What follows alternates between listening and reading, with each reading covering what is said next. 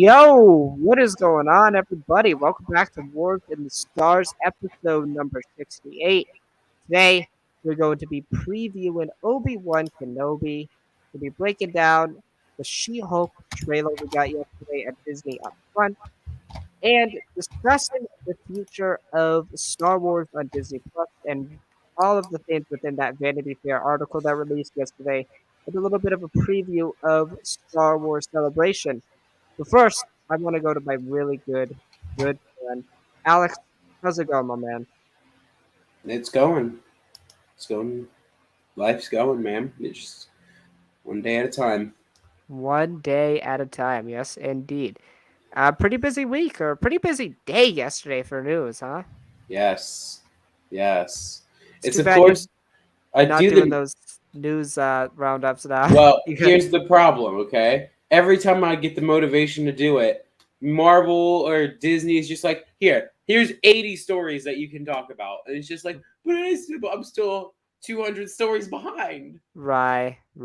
So I'm probably gonna start it back up next week. Just took a little break from it. It's just every time I go to record, 30 stories come out, and I'm just like, well, at this point, who cares? Yeah, yeah. Um, yeah. It was a pretty hectic day yesterday. Yes, it I'm trying to. was. Oh, go ahead. No, just I'm agreeing with you. It was. Yeah, it was crazy. A Star Wars article dropped early in the morning. It was nuts. It had a lot of stuff in it that we'll definitely touch on. Um, but yeah, it was crazy. It was wild. We had the Echo thing. We had Disney up front. The She-Hulk trailer came out. I was at a game during that. Alex was texting me like random stuff. You were texting me like, "Oh, the actor from Arrow is in it." I'm like, "What? Yeah, Okay, that." Josh Cigar. But yeah, I saw Multiverse of Madness again this past weekend. Still like it. Still Dude, very. I want to go so bad again, but I It's the can't. first time I've ever seen a film 3 times in the theater. I want Wow. to. I know. Don't. Yeah, I accept it at this point. They're just weird, but so am I. So Yeah. Yeah. It was actually nice to see a movie for because I saw there was a family in front of us that hadn't seen it. And they were all really excited. They were right. really excited at the movie, and it's just like, oh, I What know if what's you about did? to happen. What if you just bent down and was like, Wanda kills the Yeah. Right. Illuminati? Right. Right.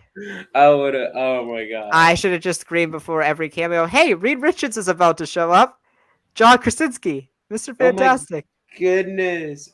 I would have been on my phone acting like I was recording a video. Guys, it's almost time for the John Krasinski Mr. Fantastic cameo. Oh my goodness. Oh man, that would have been terrible. Oh, that poor family would have looked back at you and walked out. That's I what would I have been would the have Illuminati. I would done. have been the Illuminati. No, you would have been the Scarlet Witch. You would have just killed all their hopes. Oh yeah, nope. So yeah, I mean, let's get right into it, man. Let's first start off. It's crazy that I'm even saying this. A Kenobi preview. What? Yeah, I know. Nuts, man. It's nuts. We've been waiting since Disney acquired Star Wars or Lucasfilm, I should say, back in 2012, man. I mean, we've been waiting before that. I know some OGs that have been waiting since Revenge of the Sith, man. It feels like a direct sequel to Revenge of the Sith, and at the same time, like a direct prequel Yeah. into A New Hope, even though Rogue One is that. But it's so exciting, man. It's a really going to be a massive event, a massive pop culture thing. Before we get Yeah. into the questions, Alex, I mean, how excited are you? Because I don't feel the synergy I should be feeling right now. I don't feel it. Dude, I am like to the moon excited right now. It feels weird just because last night we got the She-Hulk trailer and that got me pretty hyped up for it. Hmm. Um we'll talk about She-Hulk when it's her time to shine, Right. but it's just like it's hard to be excited for all this, but I am. I am. Right. I'm really excited for Kenobi. I'm even a little excited for Miss Marvel, a little excited for She-Hulk.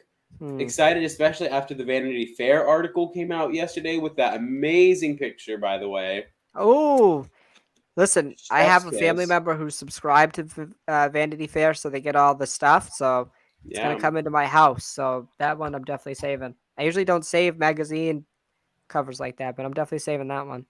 Oh yeah, that's a for sure saver. It just So feels like Star Wars is back. Like Kenobi is like the yeah, first. Even though we love the Mandalorian and we like aspects of the Book of Boba Fett, specifically the Mandalorian ones. Uh, Star Wars is back. Like it talks about the rebellion will be televised. Like that's the rebirth of Star Wars. Basically, yeah, it's back, man. It really is. It's gonna be in full force right in front of us. No pun intended. But yeah, I'm super like Hayden and Ewan. I didn't get to yeah, experience that as a kid watching those press tours and just seeing them, but to see them back, ah man, and I yeah, want more of them, but at the same time, I want this to kind of be it for those two character stories because we've gotten a lot of it. yeah, But man, I would kill to see, especially Hayden. We know he's going to be in Ahsoka, but yeah. And I think what's even crazier is just like it's weird. It's just how excited they are about these characters. right, It's crazy world we live in where Hayden Christensen is loving Star Wars fans. yeah, He he loves. talks about how much he appreciates them now. Just like it's so nuts.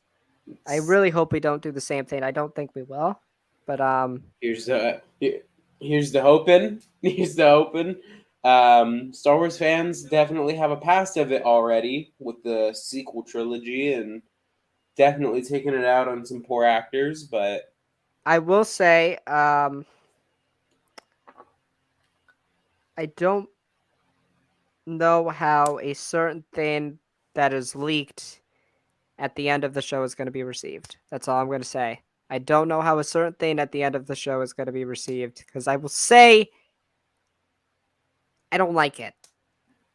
I'll ooh, see how it's executed, but I don't like it. I won't say it on stream, but it's not fantastic. Wish there was more thought into this. ooh, I want you to message me in private chat, but I don't at the same time. It's pretty massive, so I won't say anything until I'll say it after the show. Talk about it after the show. But We'll see if I won't Alex respond. has crafted up some questions for us here in the last 10 minutes. We're never prepared here, so Nope. um, Wouldn't be Wars in the Stars if we were prepared. Alex, go ahead. Okay. The time has finally come for Kenobi's release, Drew. What excites you about this show? I think I already said it, but Hayden and Ewan, especially Hayden.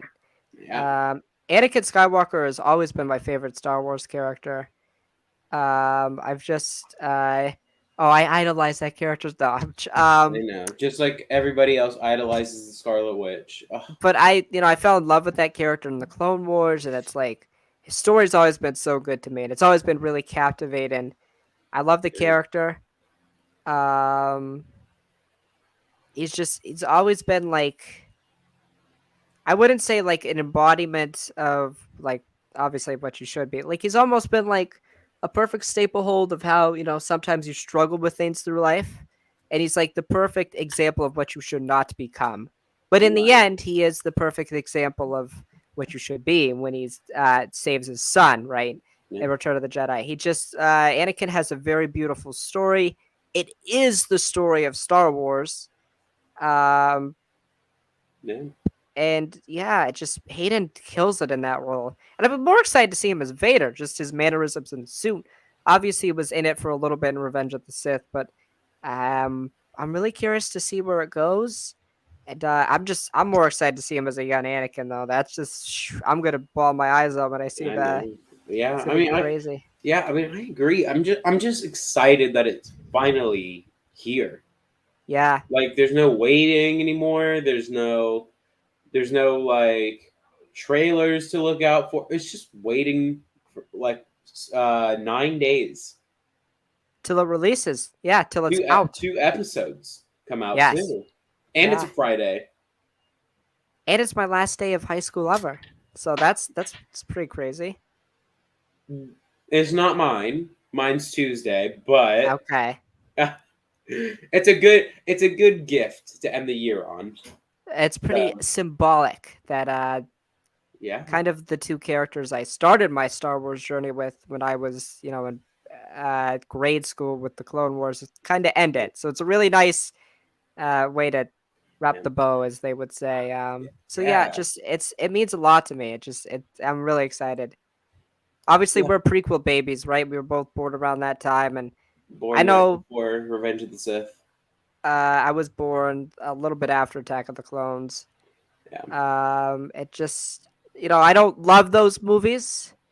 But Revenge of the Sith, those movies always would play a special place because they were the most, at the time, the most recent films released. So you yeah, always like to look back on them, and then hmm yeah. So yeah. I mean, it's crazy just the foundation that the prequels laid down.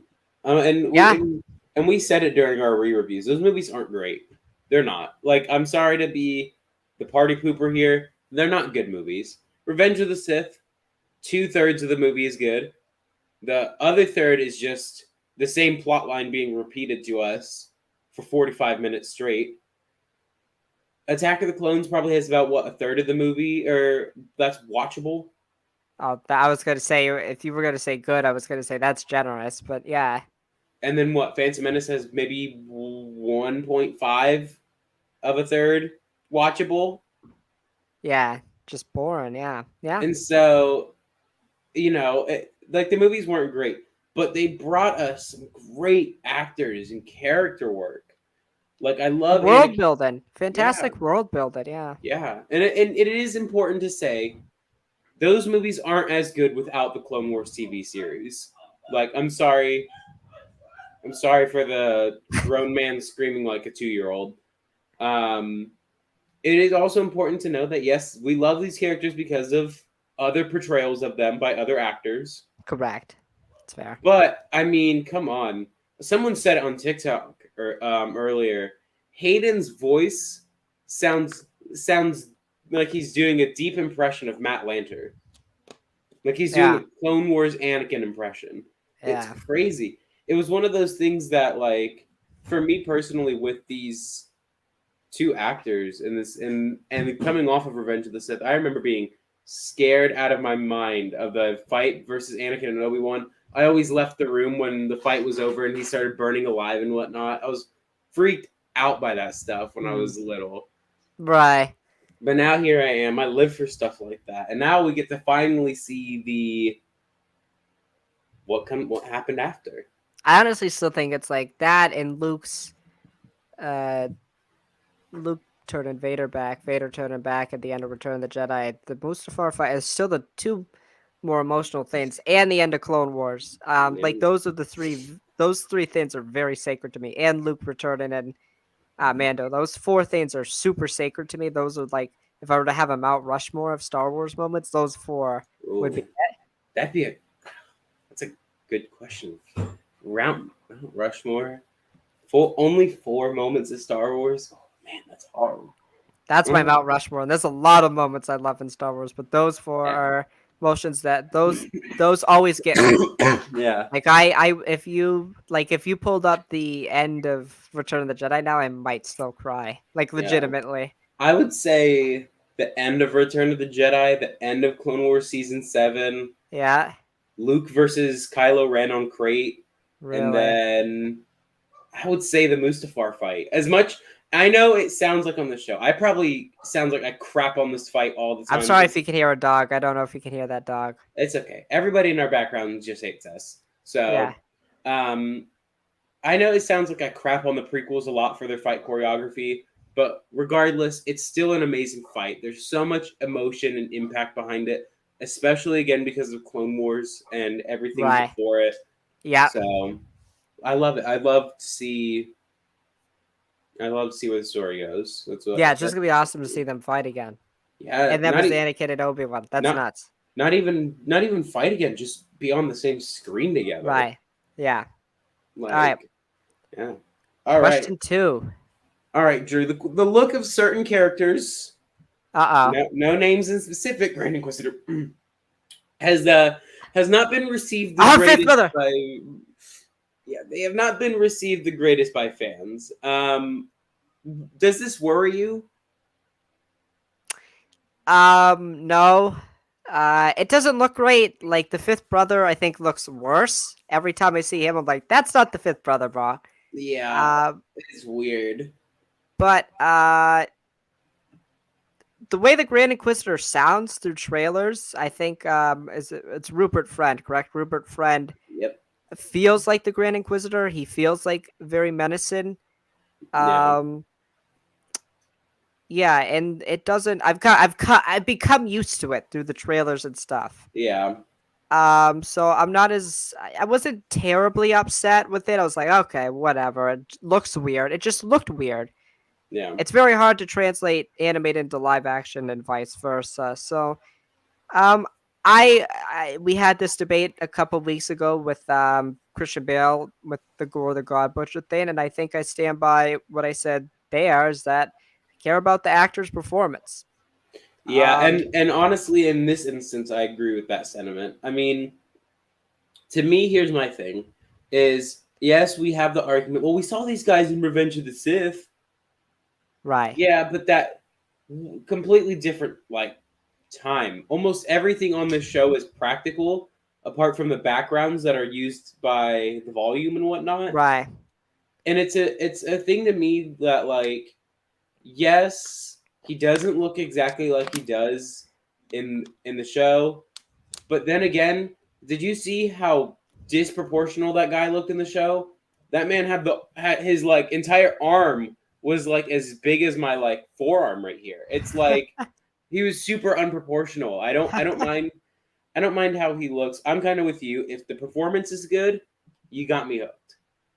yeah, I think I'm absolutely. different. I think I'm different in that boat about with Star Wars and Marvel. I think I prefer my accuracy for Marvel because it's source material and that's a whole different ballpark than Star Wars. That it's like honestly, it's story interpretation, artist interpretation Right, for absolutely. the design of an alien that we saw for not even a full season of a show. Well, it's also like in Revenge of the Sith, they weren't fighting; they were just there talking. Yeah, yeah, Like he has to probably do flips. Like it has to. It's like yeah, Ahsoka with the Leku, the Montrals, right? yeah. It Uh, it exact thing. It's do you want visual or do you want practicality? And they have to meet somewhere in the middle.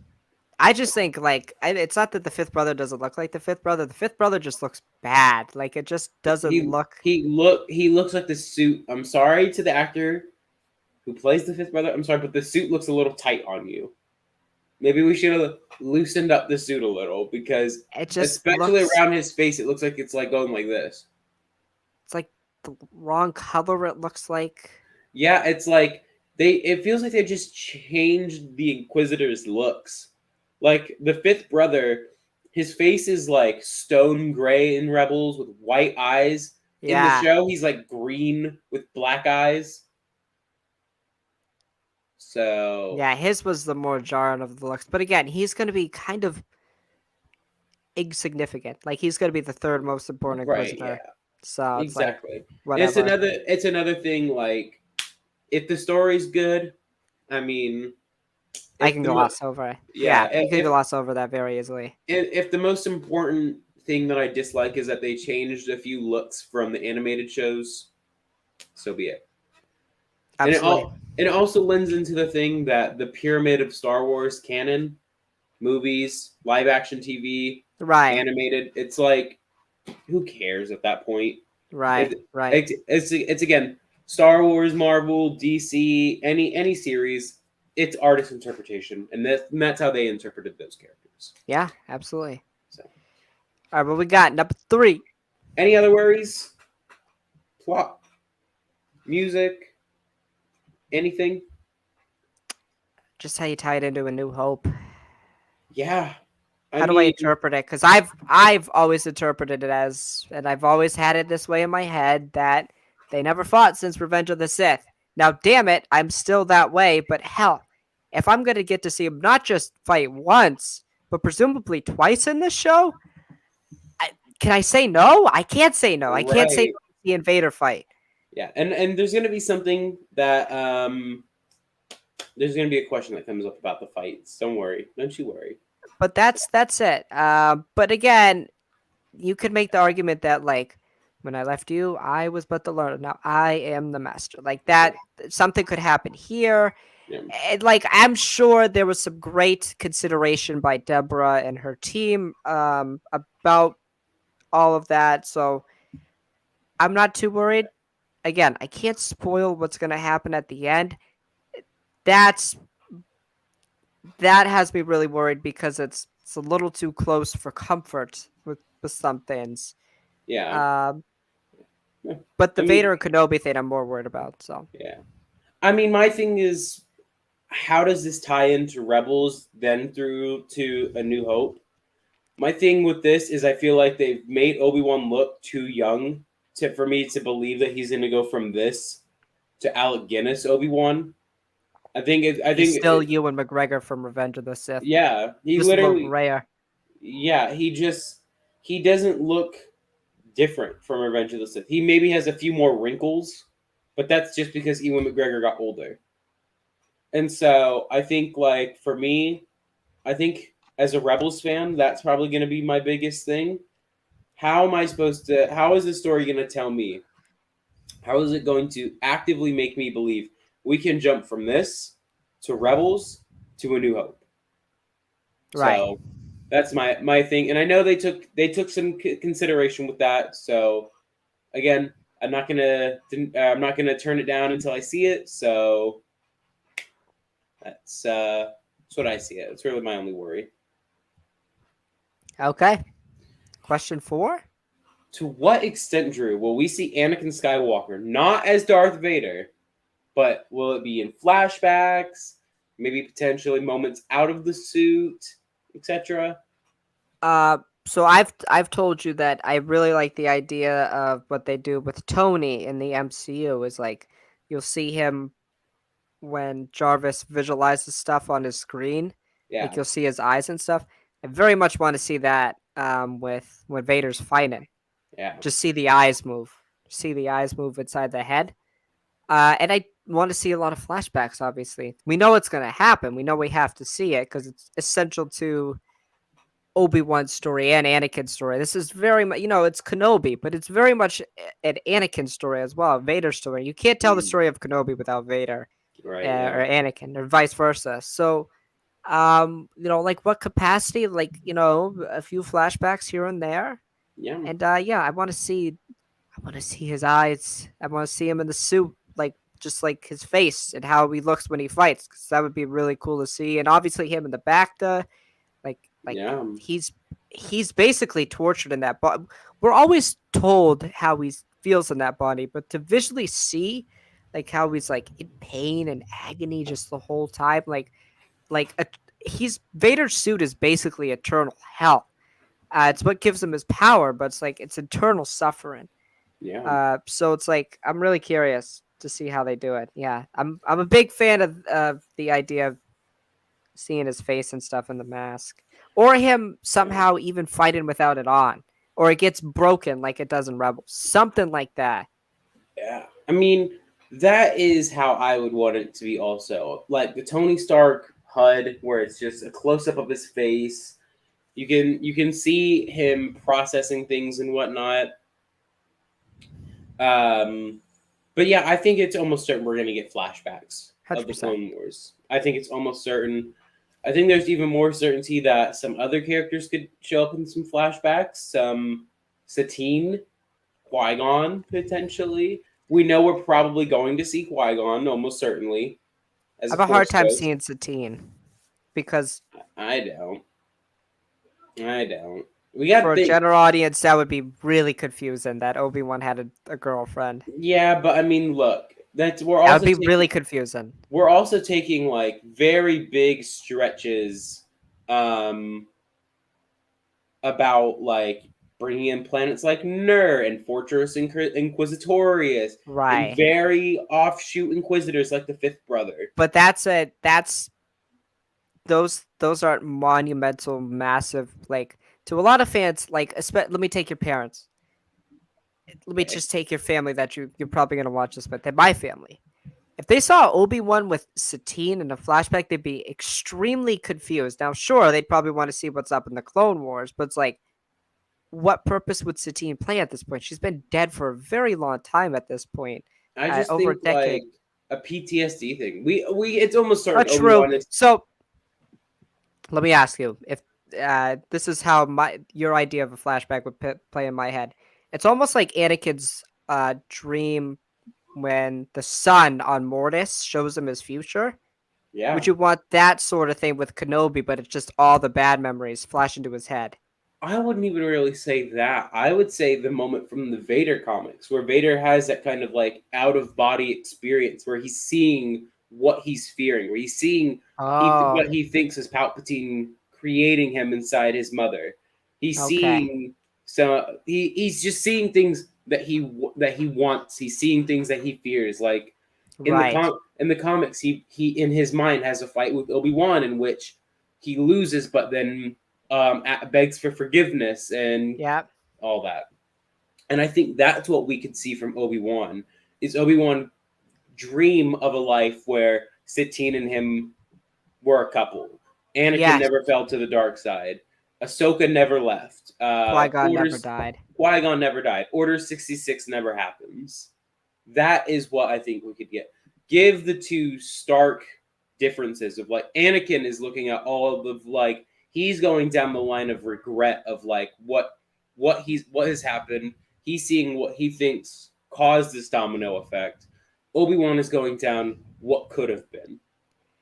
Right. I really like that. I really like So that idea. I that is like that. what I would do for a sort of flashback esque thing. It's just kind of give us because I would like to see that Vader panel of him going through these flashes of him thinking Palpatine is creating him and whatnot. So I mess with that. I like that theory a lot. appreciate that. So all right, Drew. Big question on the mind. How many people die in this series?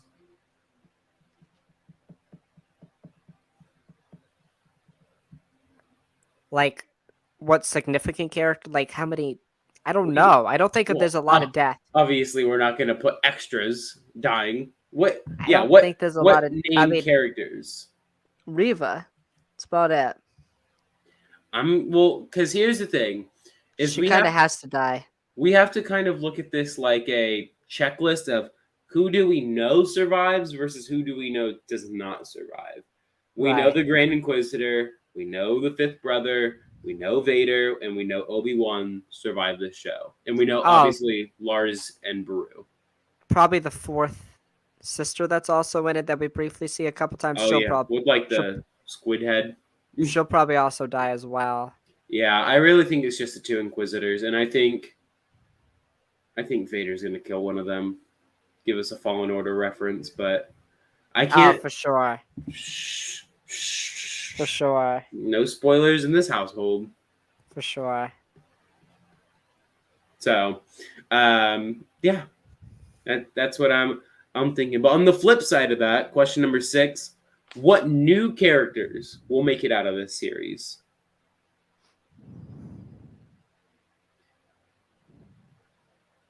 You know the character who plays Kingo Oh, in Eternals? Kumail Nanjiani's character? I can never remember how to say his name. Yeah, I think he survives. Kumail's character, yeah, I was just gonna say. Indira Varma's character, who plays an Imperial, she has an interesting story. I can't say because that would also be a spoiler. And then O'Shea Jackson, Ice Cube's son, will also make it out alive. Yeah, I They agree with all that. have a very interesting story and will play a very interesting role in the show. That is the only comment I will make about that. Gotcha. I agree. I But like how vague I'm keeping the. the big question, Drew, because this will kind of connect to our Vanity Fair conversation. Yeah, What connections to the Mandoverse do you see being made? I Because I hope not. I hope because not. because here's my thing, and this is what I mean by this. During that Vanity thing, they talked about all these stories being interconnected, Correct. and that included Kenobi. So, Maybe. so, what of anything do you see being connected apart from Tatooine? Bro, if I see a little Mandalorian walking around, I'm turning my television off. I'm He's sorry. he's gonna go up to Obi-Wan. This is the way. I will laugh. I think it'd be funny. I do kind of want to see Moto though. That would be really funny. Yeah, Just randomly walking around. That would be a good little Easter egg. I don't think there's gonna be any direct tie-ins because like it would distract from the purpose of the show. Like, how do you like Thrawn? Like, how would you like? Why? Why would Thrawn be in yeah, this? Like, right. why would Mando be in this? Why would Grogu be in this? Like, I don't see it.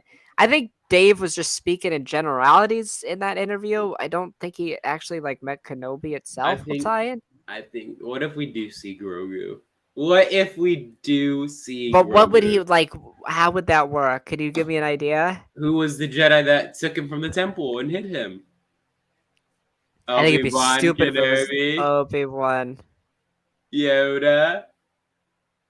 I don't know. Who That would be really. knows?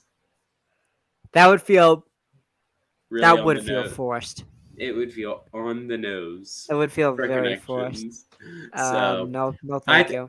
I think maybe we'll see some like planets from that we got introduced to in the Mandoverse be Uh, referenced. the I one thing know I could, the one thing I could think of, and it ties into your Satine thing, is like Corky shows up in Mandalorian armor, and then like he's in the maybe. Mandoverse later. I wouldn't mind seeing Corky, but it's like I'm not a Corky Kenobi Yeah. theorist. I don't think No, they, that's a they thing. didn't have a baby. It's not quirky. It would be good. It'd be a cool thing, but it'd be like But it kind of be weird. Obi Wan would be like 16 when that happened. Also, so Yeah, he was getting down really young on Mandalore with and when Satine is younger than him. Also, by the way, really. so I always thought she was older. let me. I gotta look this up. Because they were on Mandalore like pre Phantom Menace, I'm pretty sure. Yeah, they were. They definitely had to been on Mandalore pre Phantom Menace. Oh, Kenobi might have been like 20 something at that point, because wasn't he like 25 as a Padawan or something insane like that? Hold on. He so He was pretty old for a Padawan, I know that.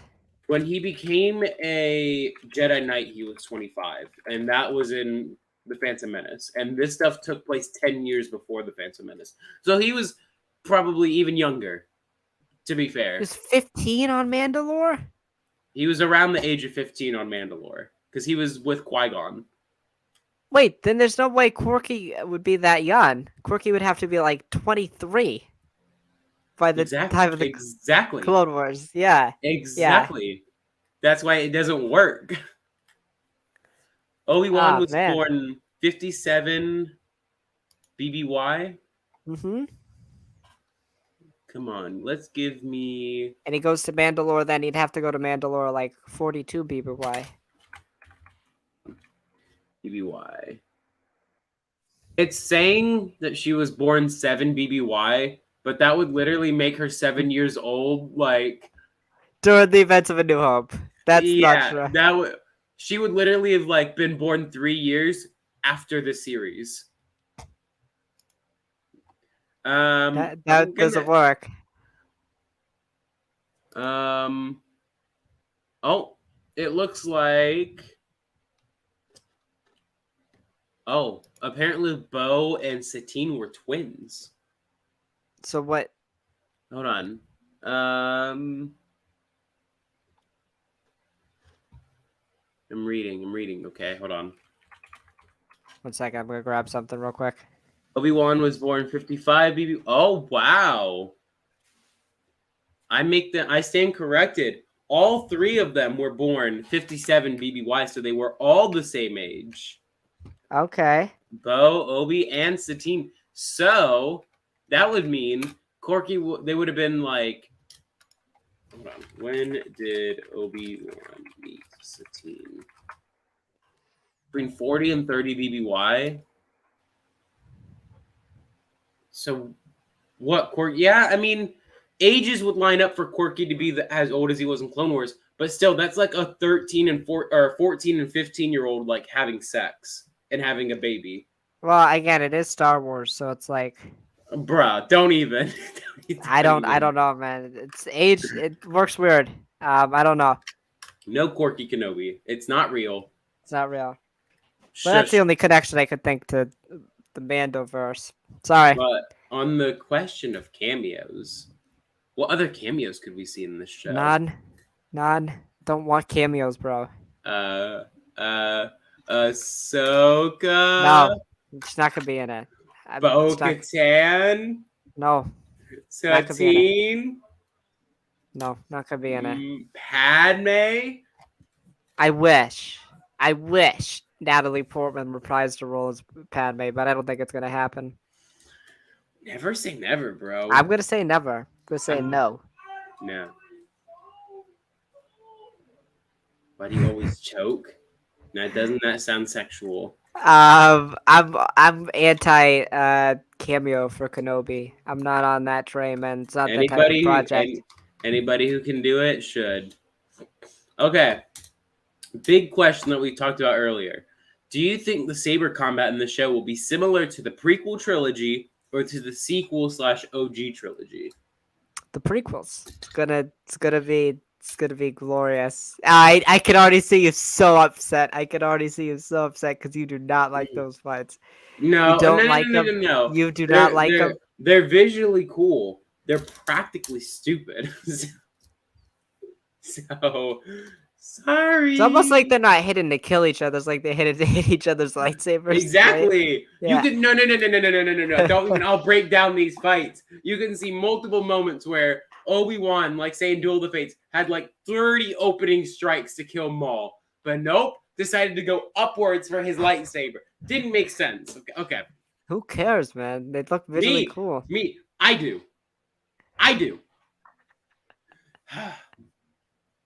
Okay. I think there'll be more to in the middle. Because you got to think of how restricting the Vader suit is going to be. I'm not going to see that man doing any Obies with his wrist. Well, yeah, but like, And Obi-Wan also hasn't used his lightsaber that much, so that man probably has saber rust. oh, he's definitely practiced with it in Has he though? private, In in like private, in his cave. like all of us do in our rooms do Annie Obies trying not to Yes, hit. yeah, that's literally him. Yeah, it's literally him. Trying not to hit anything. He's trying not to cut the rocks down in his cave so they all collapse inwards. Right, that's his saber. That's the extent of his saber practice.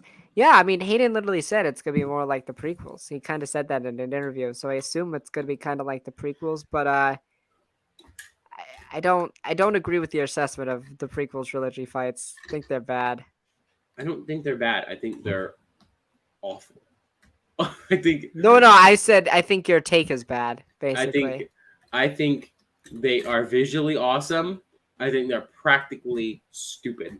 I think you have a bad take. I think you have bad taste. Okay, yeah, sorry. All right, final question. Bold predictions.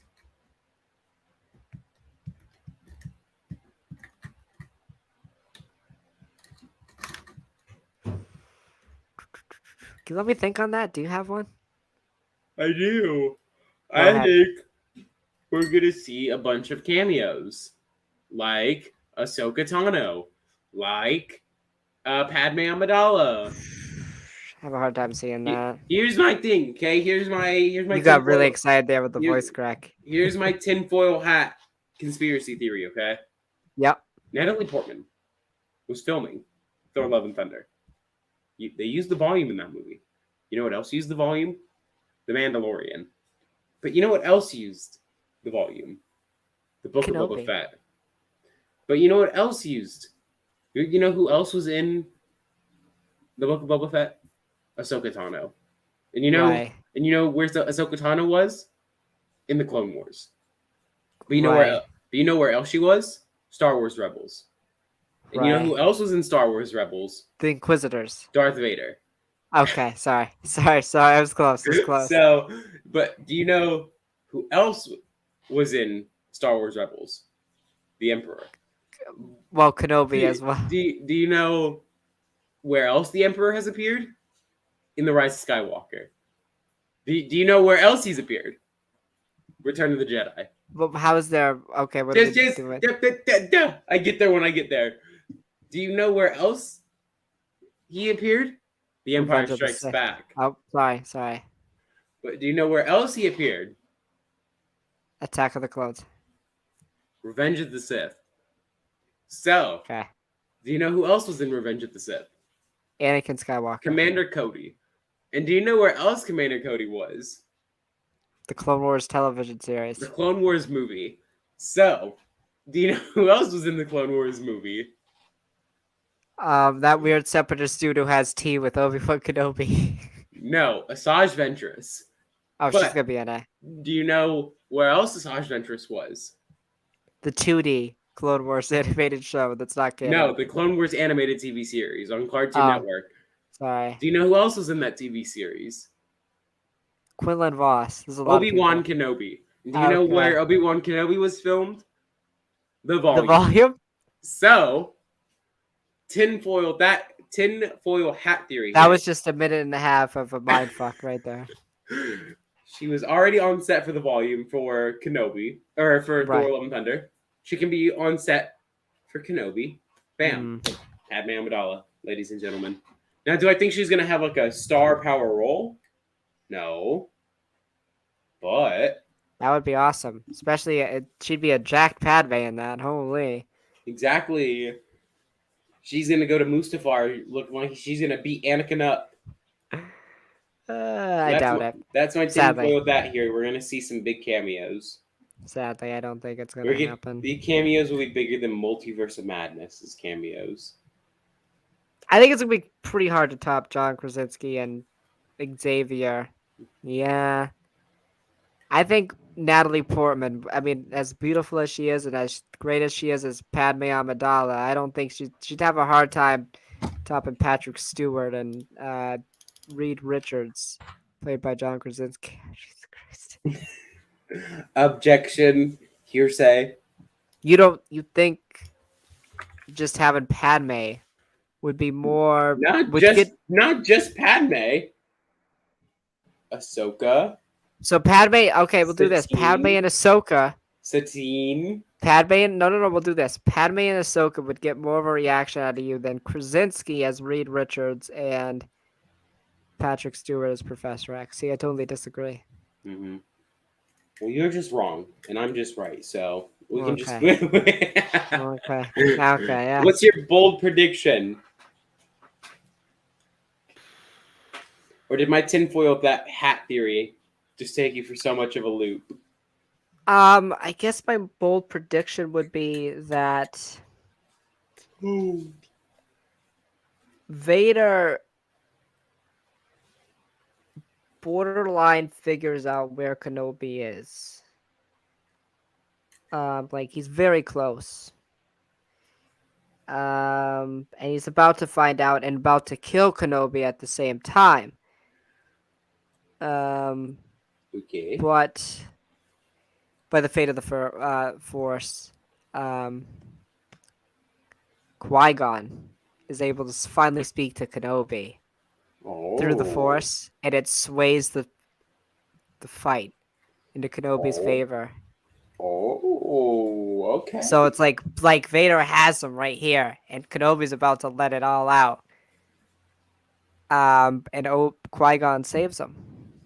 When the time comes, he must betray you. And Anakin can hear it himself. Anakin can hear the theory, or the ghost Qui-Gon. of Qui-Gon Nanon. Yeah. Interesting theory. Interesting prediction. But Do you think it's? I do have one thing to say to it, though. Yeah.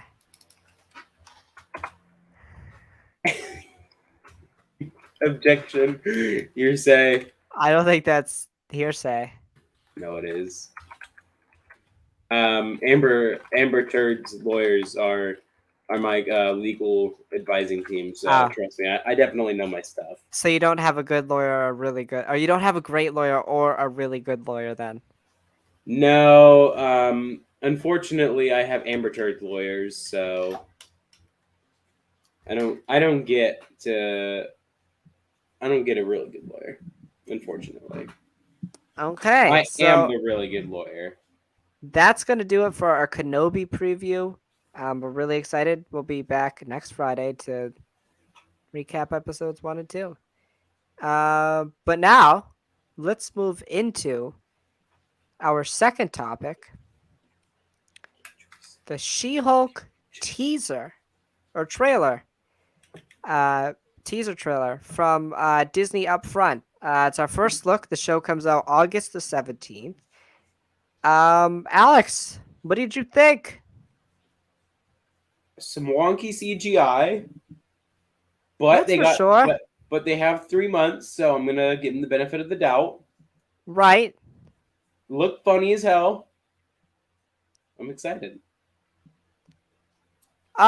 So what I will say, this was not very high up on my anticipation list. I'm not a huge fan of the Hulk.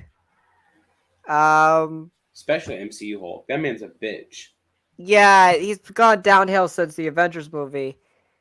I didn't know much about this character. We were coming off Moon Knight, Love and Thunder. I'm pumped for. Like, there's other stuff I'm more excited for. Um, I don't know much about She-Hulk, Jennifer Walters. I'm really excited though. Now, or I should say, I'm really excited. I'm excited. I'm like a 6.5 or a 7 out of 10 on excitement level. I think I'm more excited to see what they do with Hulk and Bruce. How do they handle him? Because right now it seems like they're just gonna keep him as Smart Hulk, Yeah. I Professor mean, Hulk. I don't know what they're doing with that character. And I'm also excited to see Tim Roth as Abomination, and I guess Benedict Wong is going to be in the show because Wong's in yeah. everything now, and I The love it. WCU Yeah, continues to She-Hulk. the Wong cinematic universe. So Yes. He actually has one of the most frequent appearances in any movie, by the way. he does. Let's see, he's in Doctor Strange, he's in Infinity War, he's in Endgame, he's in Shang-Chi, he's in She-Hulk, he's in No Way Home, he's in Multiverse of Madness. Right. Crazy. That's 7 movies. I'm trying to think. He probably has one of, if not the most appearances in anything. I'm trying to think if someone has beaten him in it. I'm trying to think maybe Downey. Probably. 1, 2, 3. Avengers, Age of Ultron. Yeah, maybe. Who knows? Yeah. Yeah. Yeah. I mean, I'm excited for She-Hulk. Again, I'm more excited for the humor aspect of it. It looks really funny. It's another Disney Plus show though with 9 episodes on it. Very Yeah. weird So what they're giving 9 episodes and 6 episodes to. yeah. So like the problem I have with 9 episodes is like the episodes are too short. Yeah, I guess. Um, and you know, it's like 30 minutes is like sometimes It gives me uh PTSD to the Bad Batch. yeah, it's animation, but yeah, Yeah, I but the episodes are too short. I didn't love WandaVision. That was 9 episodes. Um, so I'm really curious to see how this plays out. I will say, I think the title, everything screams Matt Murdock. Yes, we are going to see a great lawyer and a really good lawyer on the same Like screen. he's in No Way Home. Yeah, I This think. show's called Attorney at Law. This is has everything to do with law. This is Matt Murdock's forte right here. I mean, I wouldn't be my surprised because it is mentioned right that she's taken over the super human division, right? Correct. yeah, She's going to be in charge of that. And with her becoming one herself, I don't think she's going to be able to control that because they're going to say she's not. So I believe at some point they're going to be like, yo, we got this really good lawyer who happens to be blind and happens to have helped out Peter Parker. And too bad nobody knows who that is. yeah. I don't know who that is, but Um, he's gonna be in charge. Matt Murdock is gonna be in charge, and we'll get a couple episodes of him. We won't get him. Well, it is rumored we might get him in the suit in this show, and it's not the red suit; it's the comic yellow suit. In interesting. Yeah, I'm excited for that if it is true. But we also get a glimpse at Tatiana, uh, who is She-Hulk's greatest rival. Um, Yep. she fights against She-Hulk in the comics. You just want to lay down and cry. And she was introduced in I'm looking at it right now, Marvel Superhero Secret Wars #3. And she's gonna be in the show as well. I don't know who she is played by, but yeah, she's gonna be in the show. Um, Frogman. Frogman is also in the show. Nice little cameo there. Yeah, I don't know, Alex. The show is like very weird to me because like I'm more excited for everything but the main character stuff. Like I'm more I excited for know. Tim Roth as Abomination. Uh, I love seeing him in Shang-Chi. I was like, oh my god, it's been so long. I think Tim Roth is great. I think even though the Incredible Hulk, I haven't seen it in a long time. Not great. I still like the Abomination. I still like that fight between Hulk and the Abomination. Right. Um, it's gonna be exciting to see what they do with him.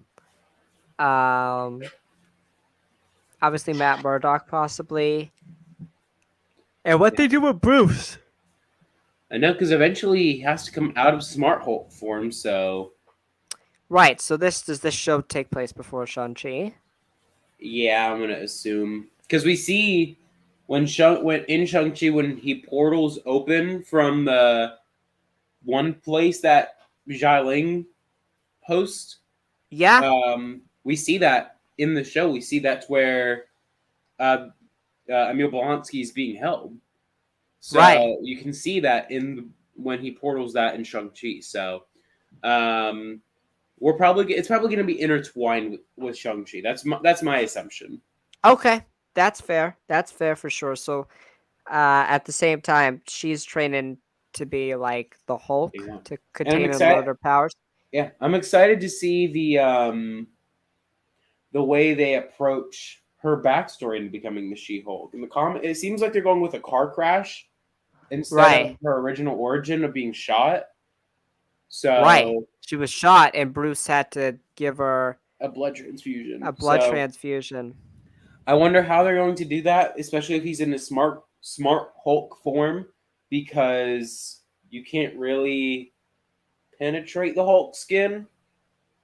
So unless they did it through his unhealed arm, because it was weaker. Right, because his arm is healed. Yeah, because we know in the series it becomes healed, but then that kind of goes against the idea that it's before Shang-Chi, because in the post-credit scene he's in an arm sling.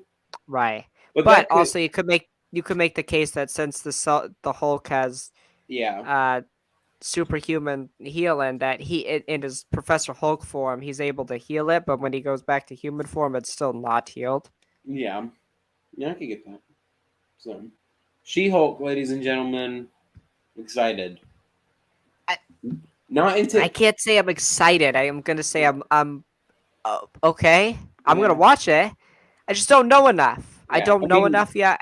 here's my thing, and I think this is a big problem that the Marvel franchise faces. Is I went on TikTok, and all of a sudden, this was everyone's most anticipated project of the year.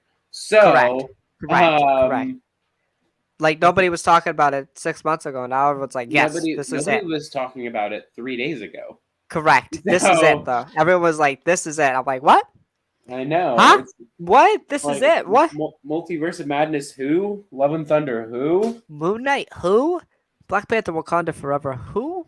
I don't know. I mean, got me messed up, man. She-Hulk. Like, cool. Like, if you're a Hulk fan, yes. But, like, there's 5 of you in the world after Endgame. So, like, I know. they, Yeah, like, there shouldn't be that many of you this excited. As your favorite project? That's nuts. I But I know. do want to go into the CGI aspect. Yuck. This is a controversial conversation. So my thing is like VFX people are very talented, Yep. and the reason that it doesn't look great all the time is because they work on such time constraints.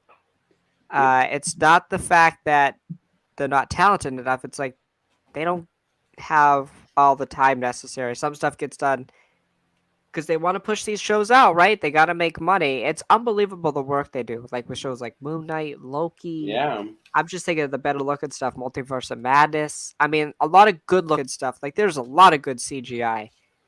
Like you should appreciate we could even do stuff like Gargantos. Like you take stuff like that for granted. Yeah. In Multiverse of Madness, like that takes a lot of work to put that in and make it look as good as it did. Thanos, like that, I appreciate that, but this it's just not up to its. The reason you get upset about it's just it's not up to Marvel's quality, right? Yeah. It and maybe it's intentional, maybe it's intentionally supposed to look campy, and I think that could be a reason, but also it just there's one shot when she's in the living room and I'm like, what am I looking at right Well, now? yeah, it wasn't even that. It's when she's at her like attorney place and she looks like a PS3 character. I Right. was like, girl, what am I watching right now? Am I Like, watching okay, a cinematic from a game or from a trailer? And it's another thing also we have to take in mind. These budgets are not as big as the Marvel movie thing, as the Marvel correct. movie budget. But to me, here's my personal opinion. I don't give a shit because it's Marvel. If you're going to know that you're going to be going with a fully CGI character for as your protagonist, you better be putting the big bucks into that series, knowing that's what you're doing. It's like, could you imagine if they were like, instead of going for a practical suit for Kenobi for Darth Vader, they were going to CGI the entire suit onto Hayden Christensen? Right. It's like that wouldn't work. Because No. my thing with this was She Hulk, you could have done her practically. Just I'm sorry, as rude as this is gonna sound, just paint the bitch green. Like I'm sorry, she didn't need to be like digitally made. Well, also, let me ask you, would you say the same thing to Robert Downey Jr.? He wore the suit for a while, but he wanted it when he had finally had the chance to take it off. He was the first one to take it off. So would you tell Robert if they were to do an Iron Man show, not a movie, and they didn't have the budget that a movie had, and you were the showrunner, and they're like, Okay, well, it's just gonna be easier to wear the suit. Would you be would you be the type of person who would say, "Yep, Downey, you got to wear the suit"? there's a difference from an Iron Man suit to a green person. Still, though, that those suits aren't comfortable. No, they're not. But I think the difference is, I also don't want to be painted green. the girl who played Gamora Zoe, she did it, no problem. She did it. Some people are different actors, though. I wouldn't want to be painted green for hours a day. But I feel like also that if you can do it practically, then do it practically. If not, I mean, it just to me personally, I'm just like, if there's an easy way to do it practically, then do it practically.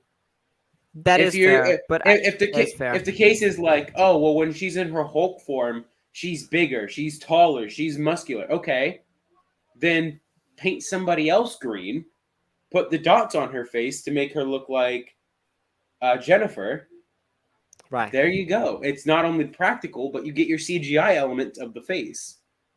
I think the fact that they created a whole animated character out of or CGI character was just so unnecessary. So much use of the budget went into it, and it's just like it doesn't look good.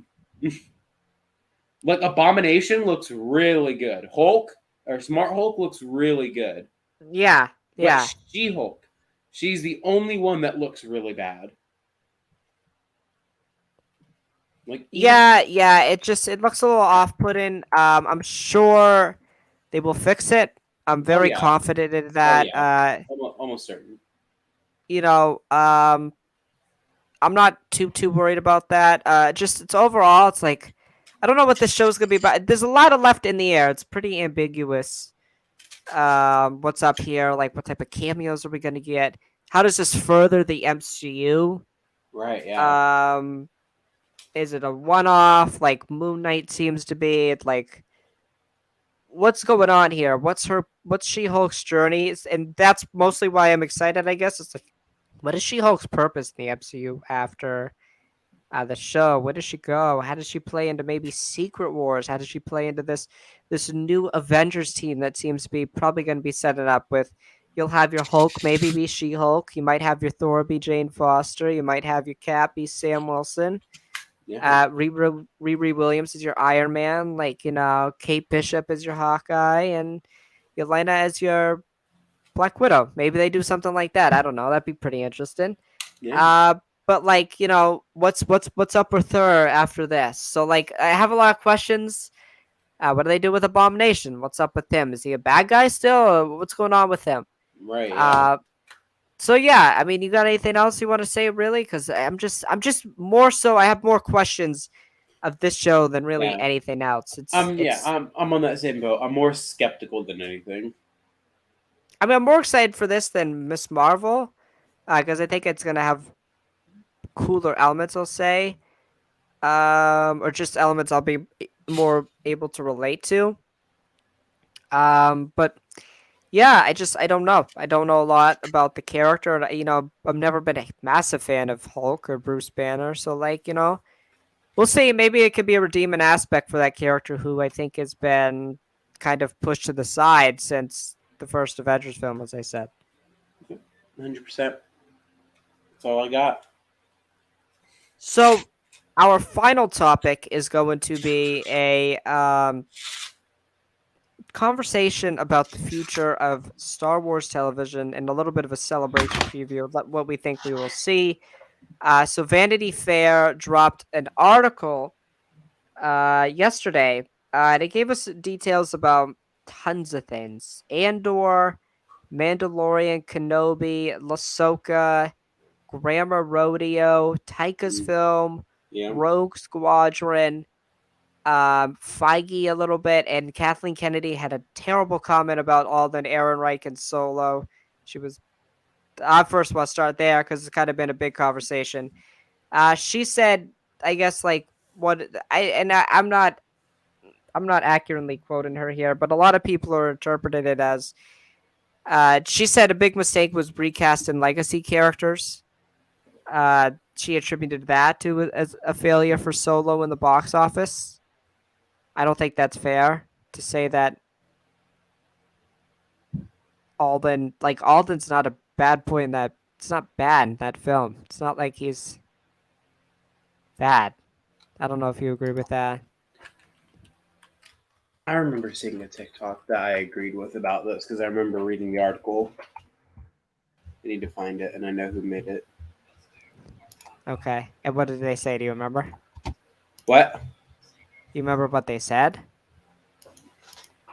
I just remember a lot of people saying that people were just overreacting about that article. Hold on, I need to find it. Oh yeah, I think so for sure. But it's like it's no surprise that like Kathleen Kennedy said something that um would get taken that way, or just like in general would.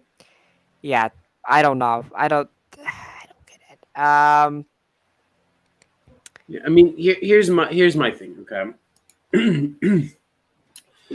I don't think it's a mistake to recast legacy characters. Right. I just think that I think it is a kind of proven thing that if you do recast, people aren't going to like it most of the time. And it's True. like you're recasting Harrison Ford. True. That's It's gonna tough. that's gonna turn some eyes. That's a big thing to live up to. True. So True. 100%. But yeah, to actually get into the news, what was your big takeaway? What was something you wanted to talk about first? hold on, give me a second. I'm listening to that video. Okay.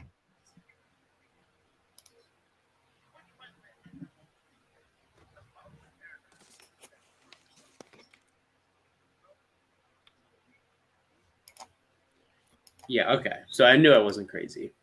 Basically, video kind of summarizes that it's like it's hard to capture the the grandness of someone like Harrison Ford when maybe they could have been putting that towards a new character.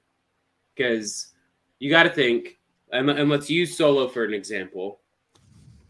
Did we need that Han Solo story, or could we have, or could have that, or could that have been someone else's, a I brand hate. new character I story? don't like that argument. Do we I really need Kenobi?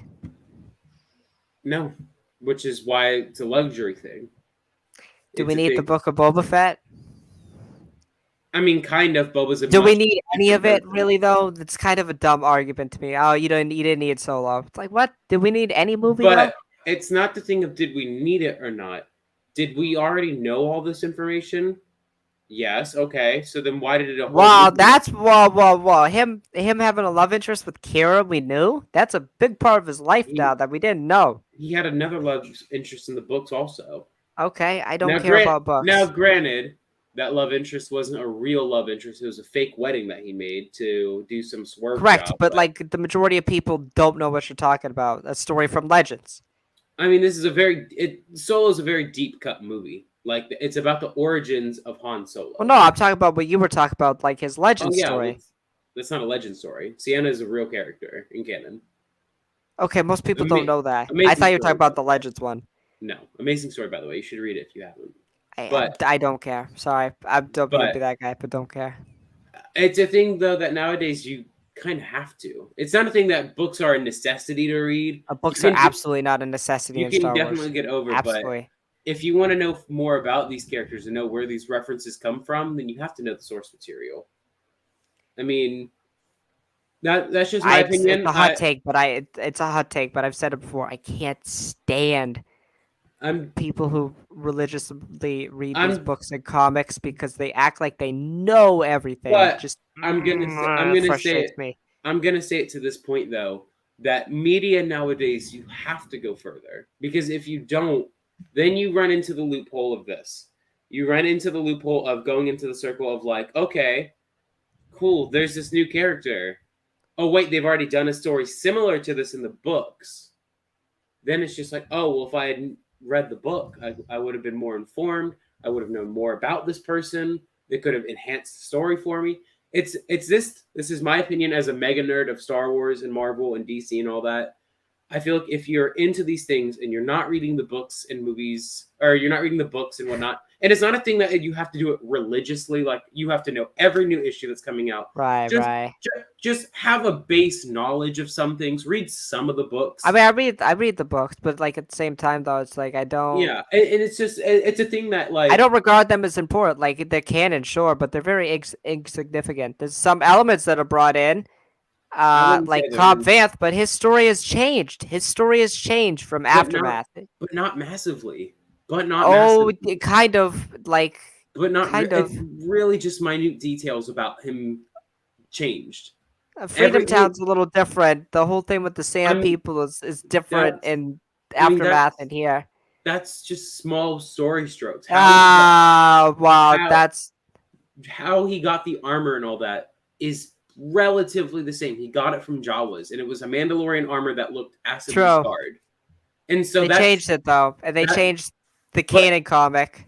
but that's again that's the other big thing that we talked about earlier. It's the Star Wars hierarchy. That yes, Correct. because of this hierarchy, it kind of feels pointless to read Books and comics don't books. matter. Yes, exactly. And it feels like that. But if you can tell where the story is being drawn from, most of the time, I mean, I think like again, this is my point of view. I think the books and all that are worth reading just because most of the time they're really good reads. Yeah, they're fun to There, read. there are some that are just like, yeah, I probably could have That's like why I read them. tried They're to fun read to it. read, but I don't like. But I don't regard them as anything I important that I feel I'm gonna like need to know. if you're going to read things like if you're going to watch series like Kenobi, maybe it could be a good idea to read the new book Brotherhood because that's a Right. story about Anakin and Obi-Wan. It's my thing of this of just like if you want to be as informed as possible, sometimes you got to take the extra mile with books and comics. Well, Especially also like especially to when they are good reads and to they're make mentioned in the stories. to make an analogy. I'm not gonna read Jonathan Hickman's Secret Wars. I'm not gonna read his Fantastic Four. I'm not gonna read Avengers Forever. All I'm gonna do is just Google a YouTube video explaining it to me, and I know Yeah. it. I And didn't have to read it. and and that's fine. And that's the thing where I'm saying you don't have to read the books. Look up spark notes of it, because I can tell you now. I could very much tell you the important brushstrokes of the Rise of Skywalker novelization without making you read it. It's because you don't have to read it. It's just as bad as it's going to sound. It's unimportant to read it. If you can look up spark notes or look up a video recapping, do that. You can get it more Right. condensed. You can rewatch the video multiple times if you get confused. You can go into the comments and have a conversation with people about it. It's like, yeah, I guess you kind of lose the the or the title that you read it, but it's like you're informed. And so Yeah. I think nowadays media like Marvel and Star Wars and all that, we're at this point where it's not expected for you to read, but it's hoped and encouraged that you are up to date. Yeah. And we can have this discussion for 10 years if that's a correct mindset to have as a writer or a director or something. You can have Yeah. your own opinion about that. It truly doesn't matter. It's a case that it's just kind of what it is. Yeah. So, to get back to um the topic at hand, I guess that was our thoughts, I guess, on Kathleen and the whole Solo, Yeah, her whole it's comments about Solo. But to get back to the article itself and the future of Disney Plus and just Star Wars in general, I guess my big takeaway from it was the Grimmer Rodeo thing with John Watts. Obviously, John Watts is now not going to be on for Fantastic Four. yeah, I think Krasinski's going to take that over and direct it. But yeah, besides that, yeah, he's going to be directing Grimmer or producing. It looks like, and presumably directing uh, a post Return of the Jedi story about some younglings who are finding their way in the galaxy. And it's kind of be going to be like an 80s like ET type of story. I'm super excited for this. It's yeah, been described as Stranger Things in space. Like I'm excited to see what type of young talent they get. And I think this is very much possibly a Luke Skywalker show as well, like Luke being their mentor. So yeah, maybe, this is very much skyrocketed on my anticipation. Obviously, I love the post Return of the Jedi era. It's starting to become my favorite era in Star Wars with the yeah, Mandoverse.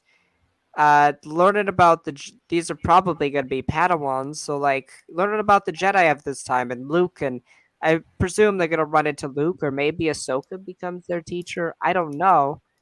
Uh, so that has me extremely excited. What are your thoughts on presumably John Watts with this post Return of the Jedi show? I enjoyed his work on the Spider-Man Homecoming trilogy, and I know I'm going to enjoy it here. I'm sad that he stepped down from Fantastic Four, but I'm excited that this is where he's going. Yeah, absolutely, one Go hundred you, percent, Watts. Go one Watts. hundred percent. What got you excited? Out of the Grammar Rodeo thing, No, out of just the whole article. dude, it was just like everything. I mean, the conversation with Dave Filoni, that whole interview and whatnot. I think out of the entire article, I wouldn't even say it was an article. It was the magazine cover. Mm. Yeah, it was good. It's really good. It, I have to say it. Best one ever. It was fire. It was fire. It just like I felt would like the rebirth of Star Wars, man. It just felt like everything yes. you wanted to see. I will say, speaking of that, we actually got some information on Andor. So, I know uh, coming out this year and we haven't had anything. yeah, late summer. We kind of knew August was going to be the timetable for that, so that's not nothing to surprise. But Tony Gilroy talked a little bit about it. He said that it's going to follow Andor after his homeworld is destroyed. I didn't know that. I didn't know his homeworld was destroyed. Does he say that in Rogue One? He says he left his home, but I didn't know his homeworld was destroyed. He said he's That's been fighting since he was 6 years old. that's gonna be really interesting to see. I was gonna say really cool. It's not gonna be cool to see a planet blown to bits. Yes, genocide. Uh, but to see like how does a young Cassian deal with that? The show obviously is going to be very dark. And Mon Mothma, she has a new look. I like it. It looks Looks really good. good. Looks good. It Yeah. looks really good. So yeah, it was really nice to hear that, and definitely that it's gonna have a darker tone, and the rebellion is not as good as we presume. You know, good No. people have to do bad things sometimes to get their way to win in the end. Sometimes Um, it's gotta happen. Another thing, what else I want to touch? So Taika's movie. Yes, Taika's movie is coming out before Rogue Squadron, but Rogue Squadron is still slated for the 2023 release. What does that mean?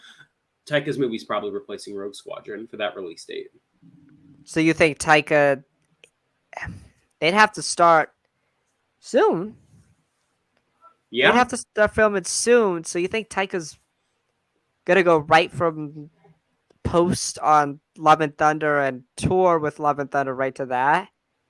Mm-hmm. Because here's my thing: is like you already have told everyone you got a 2023 movie coming out, even though it was supposed to be Rogue Squadron. I mean, I'm sorry, Rogue Squadron wasn't really exciting to me, but Taika's movie sounds more exciting, and we don't even have any plot details yet. Is Taika even done with the script though? Who cares? Like, who cares? I know it's gonna be good. So, could you imagine I'm saying this and I think Love and Thunder's bad, and then I think this movie's bad? Right, That'd be right. Yeah, awful. that would be funny. No, that Knock would be on, funny. knock on wood. That's not what That would be happens. really funny, actually. No, no, it would not. That'd make me cry. I That would be love really Taika. funny. I think he's my favorite director. He's a genius, I think. He's one of those people I think's just a genius as a director. He just gets it. Just gets it. He's got his own thing and he does it. He makes it work. I do think Taika's movie is going to be before Rogue Squadron, but I don't think it's going to hit that 2023 release. Probably 2024, man. If I'm being honest with you. Poor Rogue Squadron, man. But I'm like, I don't know how they're going to do 2024 because they wanted it to go Avatar, Star Wars, Avatar, Star Wars, Avatar, Star Wars, Avatar. Because Avatar's got 4 sequels coming out. I know, crazy. And they're going every even year of the 2000s. So 2002 or 2000, 2022, 2024, 2028, and 2026. Start So filming right now, I guess. Star Wars. I mean, I don't know what they're gonna do. I don't know, but I don't think Rogue Squadron's gonna get off the ground. Who knows? I don't even know what's happening there. That movie's a mess. It's a Yeah. whole fiasco there.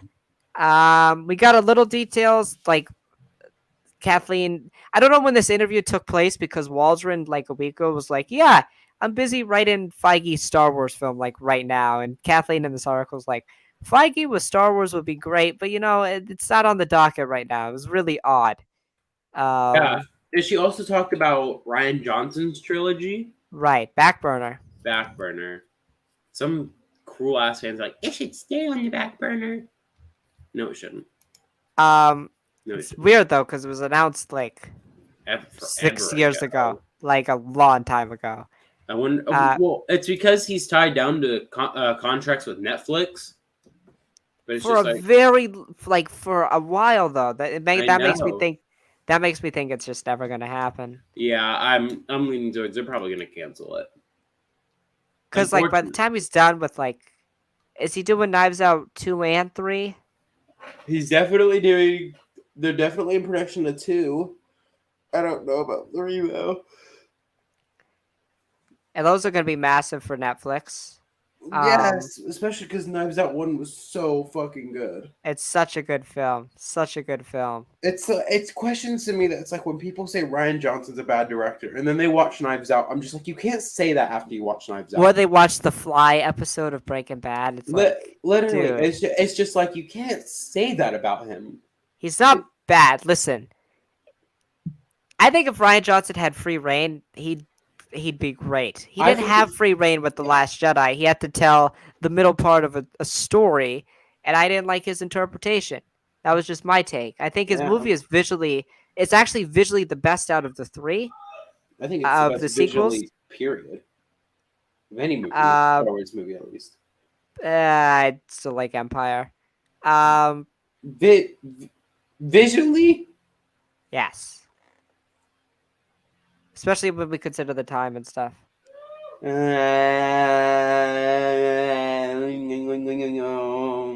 I think right up there. Ryan had some interest in, I don't think Ryan handles comedy well. No, Uh, as a big Last Jedi fan, that is one. That is definitely the weakest part of the movie is the comedy. I think some of it with the Last Jedi, he tried to do too much. I think if he just had his own thing, I feel like he'd be able to space it Yeah. out, have cleaner pace, and so yeah, I'm not surprised about that being on the back burner. So we got confirmed like timetables for everything. Mandalorian early 2023 or late 2022. No surprise there. Ahsoka 2023. Oh shit. The Acolyte 100 years before the The Phantom Phantom Menace. Menace, yeah. So that kind of goes away with the Palps theory and the Darth Plagueis theory. Plagueis' master. Tenebris. Yes, You sir. think Tenebris is the Acolyte? Why not? That would be cool. And it seems like I'm really excited. Again, we're leaning into the prequels kind of here.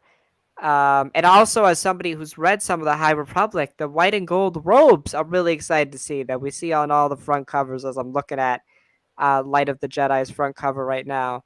Yeah, I'm really excited to see that era in live action, man. It's a really fun. If you read any of the High Republic, it's really good. As I just shat on books like 10 minutes ago. exactly. Um, Fake but book fan. I've really enjoyed the High Republic stuff, the limited stuff I've read. But Yeah, um, I'm really excited to see that timetable and like answer the question of how was Palpatine able to infiltrate the Senate? What happened? I'm really excited to explore that whole world. It's gonna be a whole different world while also feeling at the same time prequelish. So, yeah. what do you think about Leslie Headland's comments and it taking place 100 years before the Phantom Menace? I'm excited. It'll be the earliest Star Wars series that we have. Right. So I'm hoping. I'm hoping that these. I'm hoping that it's one of those series on Disney Plus that has more than 6 episodes. And I'm hoping it's a multi-season thing. Oh, Yeah, yeah. I think it could be definitely a multi-season thing. That like season one we get Tenebris and Plagueis. Season two we could get Plagueis and Palpatine. Right. Right. Yeah. I'm very excited for that. Very Yeah. excited for that. I mean, I, I don't know how many episodes I would make each season. I definitely wouldn't make them more than 10, but right. definitely more than 6. So anywhere from like 7 to 9. Right. Right. Um. So now, this article comes out a week before Celebration. So that kind of leads us now into our speculation. What do you think we're gonna see at Celebration? What do you got for like a bucket list prediction thing? What do you got? For my brother to have his vocal cords collapse. I'm thinking that like what I want to see is another Kenobi trailer. That'd be lit. Um, Jedi Fallen Order 2, there was a lot of news about that game that came out with it being called Jedi Survivor and it Yeah. following Cal Kestis still. So I would like to see a trailer for or a teaser for that. I would love to see the teaser for The Mandalorian season 3. I don't think we're going to get anything for Ahsoka just because it just started production. So I think we're too far away for that. We'll probably get a Right. trailer for that probably around like October-ish time. That's probably when they'll be done filming. Probably later. Who knows? Um, I don't know where they're at with the production of Acolyte, but like something for Acolyte, that'd be cool. Okay. Um, Taika's movie title announced. Kevin Feige's title announced or movie title. Mm-hmm. Just something. I would like just more series, more show or more movies to be announced. That's really it. So I'm looking at just all the stuff, the showcases that are streaming. So, the first one is it's on the Galaxy stage. It's the studio showcase. And it's the kicks off the weekend's festivities. It's the adventures coming soon. Kenobi and the Mandalorian. So, I assume for Kenobi for them, it's the day before Kenobi episode 1 and 2 come out, so I think they'll probably, I don't know, they might show them something for They might. Kenobi. Like, I think they'll show them the first episode. yeah, that's probably what will happen. Andor, definitely a trailer. I think we're 100% going to get an Andor trailer. Yes, about time. The Mandalorian, Teaser mm, something like a still image or something, man. so that show finished wrap filming A few months about a ago. month ago. Um, it's a quick turnaround time. I don't think they're gonna have anything ready. Maybe like what they did with Kenobi, just that like sizzle reel of like concept Hopefully. art. Maybe I think would be cool. I hope. Let's see what else. What else is streaming? I think there's nothing else that it's a lot of not good panels. There's like only like 4 panels I would go to. If I'm gonna Yeah. be honest here. I mean, Celebration would be cool to go to, but it's just too much, and I'm not Look, I'm gonna say it, okay? And some people, they're not gonna agree with me. This celebration this year sounds whack as shit. really. There sounds like nothing exciting going on. Yeah, and it's weird because you would think this would be a big celebration. I As a 20th know. anniversary for Attack of the Clones, that should be fun. Natalie Portman, bro, bring her back. Tell us that where she's gonna be in Kenobi. That would be cool. That would be really cool. That would be very very cool. Oh, there's a Bad Batch thing. I know you were not gonna be happy that I said that. Not watching that. There's a Mando Plus thing. It's a conversation with Favreau and Filoni about what's ahead with the Mandoverse. There you go, That's gonna be Mando cool. season, new trailer, I doubt we'll get a trailer for it, but trailer, trailer. I would love if they had whoever's playing Grand Admiral Thrawn come on stage in the What? whole costume and everything. Kind of like what they did with Tom Hiddleston Morse and and Krennic Loki. No. and Krennic, they did it with. Oh yeah, true, true, true, true. Uh, I think they could do that, or they could give out like their roadmap of where they're going. Like at least like if they're doing it like phases, they could like announce the final phase. Like what are the final things for phase Oh, 1 of this? well, unfortunately, that question came up in that I think that Vanity article, and Kathleen or John or Dave said that they don't want to do it like that. They said they Unfortunately, have a roadmap though. yeah, they said they want to do phases without doing phases. So Okay, so they're definitely doing phases. I don't know. I'm just here, man. I know.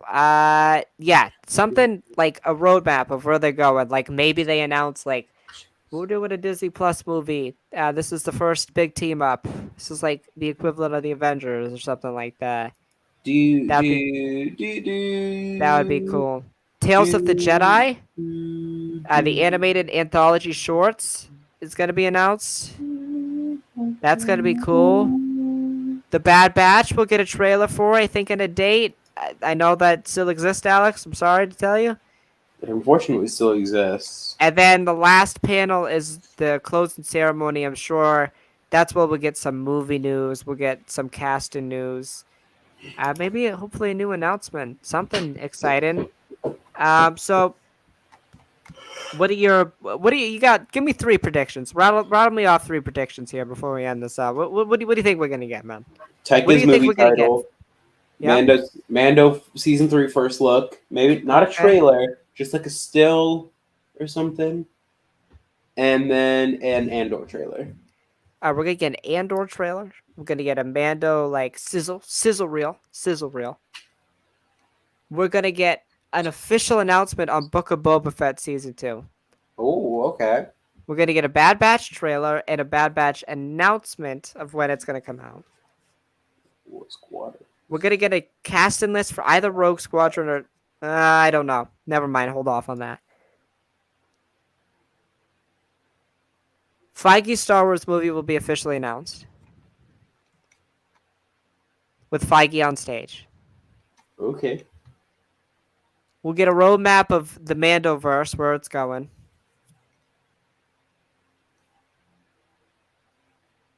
Fallen Order 2 trailer, Jedi Survivor. I should say, trailer. Jedis. And yeah, that's it. That's what I think. That's what I think we'll get. Okay. And an official title for Grandma Rodeo. I want to know what it is so bad. I'm super excited. Super excited. But yeah, that's gonna do it for our conversation about the future of Star Wars. That's gonna do it for episode number 60 of the podcast. But thank you as always for listening on replay or live. Um, Alex, you got anything to say? Objection, hearsay. As always, may the force be with you. May you stay burdened with glorious purpose and Objection, hearsay. latest gators. We'll see you all next Friday for a Kenobi episode 1 and 2 recap. Friday, we'll be back next week. See you, everyone. Yeah.